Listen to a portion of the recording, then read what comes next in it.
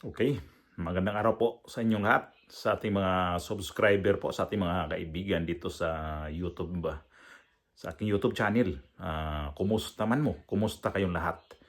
Ito, balik ulit ako dito sa aking i-share ko lang itong opinion ko ngayon para sa inyo. So, shout out sa Bohol, sa probinsya sa Bohol, sa mga kaigsuunan, sa mga kaparientihan diha. So amping mong tanan sa Pilipinas, ingat-ingat po tayo. At mga kapwa ko OFW, ah, lagi kong sasabihin na ingat-ingat tayong lahat. Ito na nga, gawin ko na ito ng reaction ng ito ay based na rin do sa napapanood kong mga mga tao ngayon, no? Mga itong si Guanzon. Kita niyo naman kung sino yung nilagay ko diyan sa aking title o sa aking thumbnail. Ito si Guanzon at saka itong congressman ng Caloocan, itong si Edgar Irici. Katukayo ko to. Kasi nakailang beses ko na kasi to silang narinig na tinanong sila kung maki-Duterte ba sila. Ito si Guanzon, tinanong din to kung maki-VP Sara pa. So, hindi to, sinabi niya na hindi siya maki-Duterte. Hindi rin nagsabi na ayaw rin niya kay sa mga Duterte. So, ngayon kasi, alam naman natin na papalapit na ho itong eleksyon nitong 2028 at ito 2026 na alam naman natin na ito nga yung lalo silang mag-prepare nito, lalo itong impeachment ni VP Sara, ito yung sukatan ho talaga. Kapag hindi ma-impeach si VP Sara dito, delikado talaga sila lahat dito sa kay VP Sara. So ito yung masasabi ko lang dito sa kay Irisin naman, tinanong din to siya. Kung ikaw ba ay congressman, ikaw ay maki Duterte ba? Ayaw rin niya kasi mga Duterte. Hindi naman daw siya sa mga Duterte. So, sa kanilang pag-iingay ngayon, ano ang kanilang pakay? Lalo to si Attorney Rowena Ganson. So, alam naman, ito, magaling naman to. Abogada, no? Tapos, sa karanasan sa gobyerno, hindi naman din to natin ipagkibit balikat itong si Rowena Ganson kasi to siya dating Comelec Commissioner, tapos nagiging sa COA na nandun din to dati sa COA rin to siya. Tama ba? Sa COA. So, hindi natin to na sa karanasan sa pagtatrabaho sa gobyerno meron. Kaya lang, hindi ko nagustuhan ito nila. Bakit sila ngayon nag-iingay sobra dito? Lalo to itong dalawa nga. Kung anong pakay nito mga to? May balak ba to tatakbo pagka-senador? Yun lang, tanong ko dito. Takbo pa to magka-senador to mga to? Kasi bakit sobra nilang sa mga sa social media ni Attorney Rowena Guanzon, inaatake niya itong si Bongbong Marcos.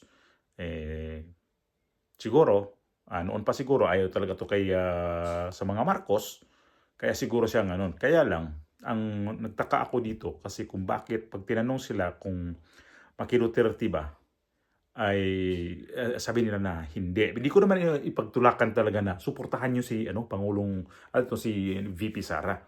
So ang ko lang dito ay wag na tayong gamitan ngayon. Lalo itong papalapit ng eleksyon, wag na yung gamitin itong si VP Sara porket ba nangunguna ito sa survey. Kung hindi siguro to nangunguna sa survey, ewan ko lang kung magpahaging-haging tong dalawa na to na kunyari kakampi kay VP Sara. So masabi ko lang din dito kay VP Sara na sana man lang kung halimbawa kung papalarin talaga siya na tatakbo pagka presidente, piliin talaga niya yung tao na dapat talaga niyang isama sa kanya. Halimbawa sa senatorial slate, piliin niya talagang dapat na hindi. Para sa akin itong dalawa, kapag ako VP Sara, hindi ko to piliin. Kasi alam ko naman na pagdating ng araw, itong dalawa, ito rin yung sakit sa ulo sa sa administrasyon ni VP Sara. Ito si Irice, di ko rin to kasi pinklawan ata to eh. Kaya lang, sa ngayon kasi ang pinklawan at saka yung dilawan, parehas lang yan ha. Nabanggit ko na ho ito, na itong si Lino Robredo, di ba pinatakbo to sa liberal. Kaya lang, yung dilawang kulay, hindi niya dala. Nagpalit siya ng kulay pink. Kaya ang sabi nga ng mga tao, pinklawan daw. So pero ang original talaga nito eh siya nga yung ano eh, ano bang ano niya sa Liberal Party. Inapuwento siya diyan eh sa ano ng Liberal Party. At isa pa, ang napansin ko dito kay Leni Robredo kung halimbawa tatakbo to, hindi nga to, wala nga masyadong tiwala dito si ano, sa kanilang partido itong Liberal Party, ito si Drilon. Di ba sabi ni Drilon na ang pinakamalakas na kandidato sa ngayon sa ngayon si VP Sara. Kasi ang rating ni VP Sara lalo pang umangat. So ngayon, ang mga kandidato sa halimbawa nangangarap ka na magiging senador, nag-isip na ngayon kung saan ba talaga sila. Kaya itong impeachment ni VP Sara, ito yung talagang pinakabasihan talaga sa lahat ngayon. Kasi kapag hindi ito talaga ma-impeach, ay delikado talaga sila lahat dito. Kasi kung hindi talaga to babagsak ang survey ni VP Sara, kung lalo itong tuloy-tuloy pa angat, hindi mahirapan talaga sila dito. Kaya ngayon, ang ano talaga nila gusto, i-impeach o kaya kasuhan ng kasuhan para tumalab talaga yung paninira dito sa kay VP Sara. So para sa akin, ingat lang talaga sa pagpili ngayon ng kandidato ni VP Sara pagka-senador kasi naobserbahan ko din itong si Camille Villar. O di ba? Na ginamit lang din si VP Sara. Nanalo. Saan siya ngayon? Hindi naman natin ano na kung saan siya ngayon pumanig, di ba, sa administrasyon.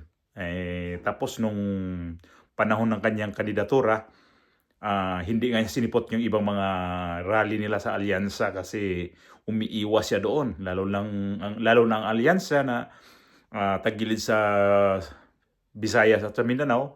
Kaya pumanig siya kay VP Sara nung nanalo na. O saan sila ngayon? Kasi mayroon sila kasing sariling interest gawa nitong itong nangyari ngayon sa kanilang business din na controversial din. At pilit itong administrasyon ni Bongbong Marcos na mukhang titirahin din sila. So, dapat kay VP Sara, doble ingat na din talaga dito kasi baka mamaya pili siya dito kay Eresi halimbawa porque ayaw kay Bongbong Marcos, itong si Rowena Guanzon, kung seryoso ba talaga to, kunyari atake kay Bongbong Marcos, titingnan niya talaga kung saan talaga ang kanyang mga tauhan dito na lunod patay ba sa kanya. Kasi mahirap na kukuha siya dito kay halimbawa lang naman ba na kakandidato ng ipasok niya to si itong si Guanzon at saka si Eresi kasi kita naman natin ngayon itong si Eresi kahit magpa-preskon banggit ng banggit kay Marcos na ganito ganyan yung mga flood control. So para sa akin, sabi ko, di ba to si Eresi at saka si Guanzon, baka ginagamit lang si VP Sara kasi pag tanungin, distansya agad, ay hindi kami maki Duterte. Hindi ako maki VP Sara. Bakit kayo? Kung ano talaga, kung saan talaga ang ano ninyo, rumbo ngayong 2028, klaruhin nyo na. Ito si Eresi, kakandidato ng senador to, di naman to mananalo. Ito si Guanzon, depende. Depende pa rin to sa kanyang galawan ngayon, kung ano talaga ang kanyang galaw. Kasi kapag ito, si Guanzon, bit-bitin ito ni VP Sara, halimbawa lang, na kakandidato ng pagkasenador, may may pag-asa ho itong mananalo. Kasi sa ngayon pa lang, nagpapakita niyang kanyang tapang.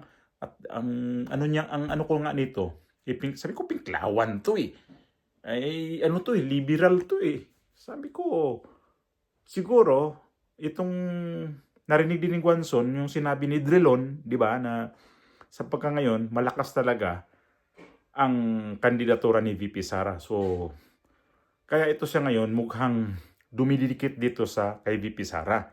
Si VP Sara naman, sana wag lang magpa-uto-uto nitong mga to. Kasi nauto ka na kay Bongbong Marcos noong 2022, uutuin ka na naman ngayon itong nasa mga nasa paligid mo ngayon. Mas maganda siguro para sa akin, babalik si Vic Rodriguez na kakandidato. Maganda na kasi abogado Yan ang gusto ko ngayon sa mga kandidato ng abogado. Itong ito sila ni Bundok, kasi dapat talaga abogado ang natin talaga ngayon. Kasi maganda talaga kapag dating sa Senado kasi andoon kasi talaga ang mabigat na na kaya na mga pag ng batas. So mamili tayo ng hindi mga abogado, tayo rin ang kawawa. Kasi paglaruan lang. Ito, sus, ano na ba? Ano ba nangyari dito sa mga dalawang Tulfo, dalawang Villar, Lito Lapid, o ano, padagdag pa natin to sila ni Robin Padilla. Okay. Makino-Duterte nga si Robin Padilla, pero dapat talaga at titingnan rin ngayon abogado talaga. Sabagay, may abogada rin dyan, ito si Pia Cayetano. Ala din eh. Di ko, di ko alam kung saan to pupunta rin to si Pia Cayetano. Abogada nga naman, pero wala ring rumbo. Mas okay pa to si Cayetano. Kasi Alan Cayetano, okay naman kasi dumaan pagka speaker, dumaan pagka Senate President, dumaan din pagka Secretary of Foreign ano ba to? Ano ba? Nalilito tuloy ako dito sa Foreign Affairs sa DFA. So, okay siya. Kasi sa karanasan din sa kanyang pagkapolitiko, mataas ang standard dito. So, okay naman. Okay na ako dito. Diba? So, dapat talaga titingnan natin ngayon ang sitwasyon nitong nalalapit na eleksyon kasi by 2027, okay? Mag-file na itong mga kandidato mga ito. At alam na natin ngayon kung sino talaga ang interesadong tatakbong pagka-presidente. Si VP Sara, although hindi pa talaga nag-declare. Itong December ang sabi niya.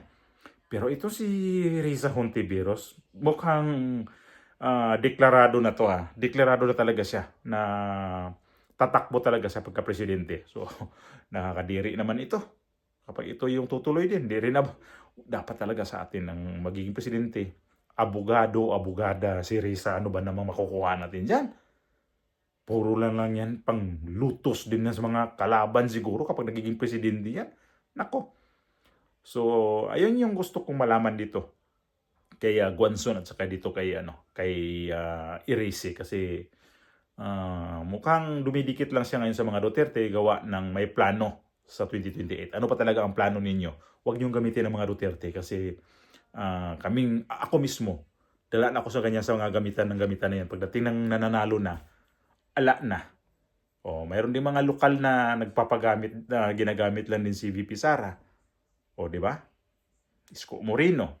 Nagamit lang din nung time na yun ng kampanya, ginamit lang din si VP Sara.